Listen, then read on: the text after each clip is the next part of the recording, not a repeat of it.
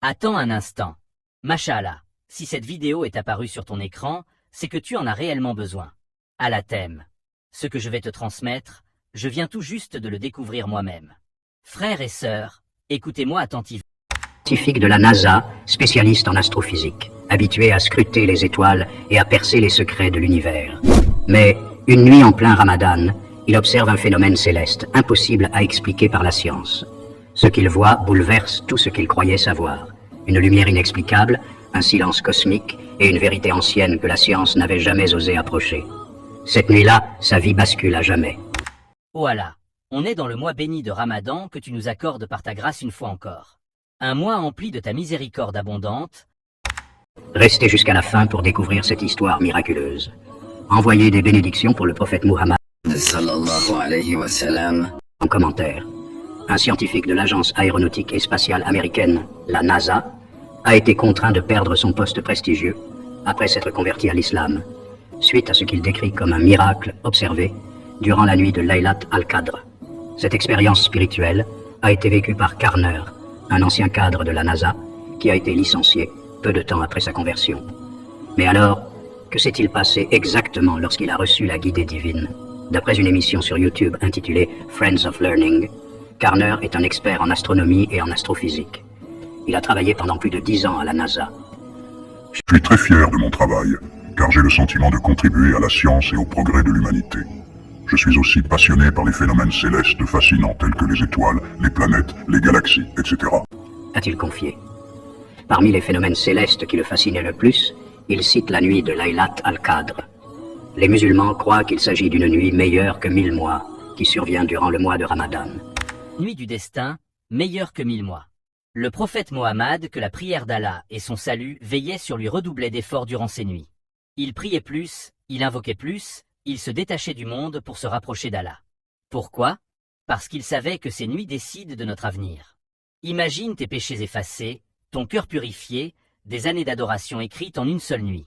Peut-être que tu regardes cette vidéo par hasard, mais peut-être que c'est Allah qui t'a guidé vers elle. Ces nuits ne reviendront jamais. Ce soir-là, j'ai vu quelque chose de très étrange dans le ciel.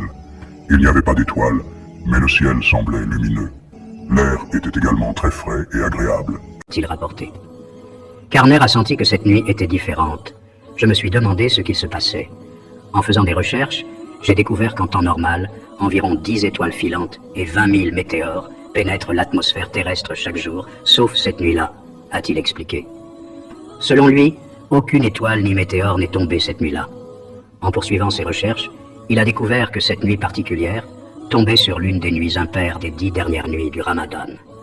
Je me suis demandé quel était le lien entre cette nuit et le mois de Ramadan, raconte-t-il. Poussé par la curiosité, Carner utilisa alors un télescope de haute technologie, capable de capturer des images en très haute résolution du ciel. Je m'attendais à observer quelque chose d'intéressant, peut-être de précieux, mais ce que j'ai vu à l'écran de mon télescope m'a bouleversé et émerveillé, raconte-t-il.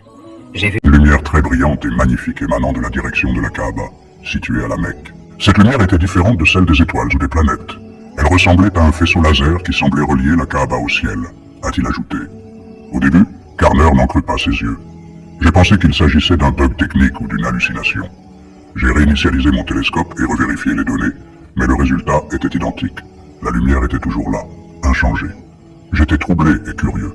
Je voulais comprendre ce que cela signifiait, dit-il. Il s'est alors penché sur les sources islamiques et découvrit des informations sur la nuit de Laylat al-Qadr et sur la Kaaba.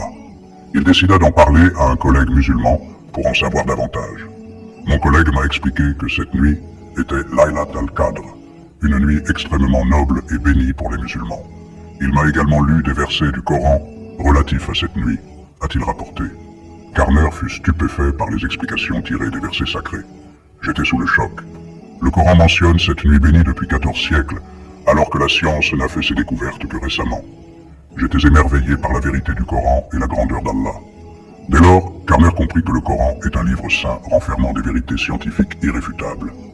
J'ai aussi réalisé que l'islam est une religion conforme à la nature humaine et capable d'apporter la paix et le bonheur à quiconque décide de le suivre, dit-il. Sans hésiter, Carner prit alors la décision de prononcer la Shahada et d'embrasser l'islam. J'ai décidé de me convertir à l'islam et de prononcer la Shahada. Je me suis senti profondément heureux et soulagé.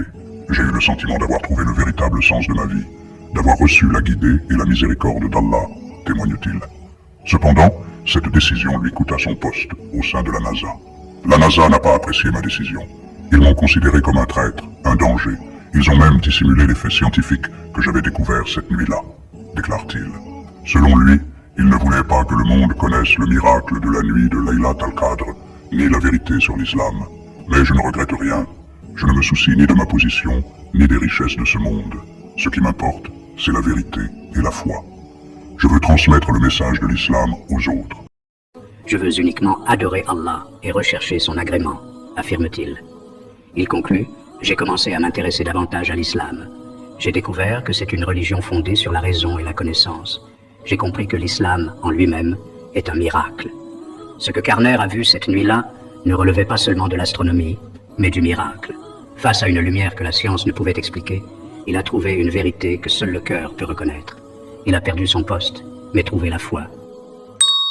Abonnez et aimez cette vidéo.